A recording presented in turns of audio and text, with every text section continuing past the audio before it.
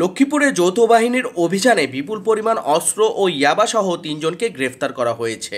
শুক্রবার রাত 11:30টার দিকে লক্ষ্মীপুর পৌরসভার 15 নম্বর ওয়ার্ডের অবসরপ্রাপ্ত কর্নেল মজিদের বাসায় অভিযান চালিয়ে আহমদ আল মারুফ রবিন, আহমদ আল আরেফিন রিমন ও এহসান আহমেদকে গ্রেফতার করা হয়। আমাদের এখানে হচ্ছে বাংলাদেশ সেনাবাহিনীর পক্ষ থেকে লক্ষ্মীপুর আমাদের সদর আর্মি ক্যাম্প থেকে আমরা একটা অভিযান পরিচালনা করি আজ 7 তারিখ সন্ধ্যা 7টার দিকে।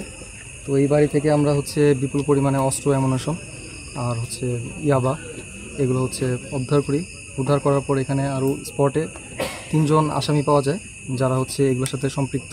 অভিযানে উদ্ধার করা হয়েছে 2টি এলজি পিস্তল, 3টি রামদা, 5টি চাকু, একটি পিস্তলের ম্যাগাজিন, 2 রাউন্ড গুলি, 80 পিস ইয়াবা, একটি সেনাবাহিনীর ইউনিফর্ম, নগদ 36,000 টাকা, মাদকে ব্যবসার হিসেবের খাতা এবং ইয়াবা প্যাকেট করার ফয়েল পেপার।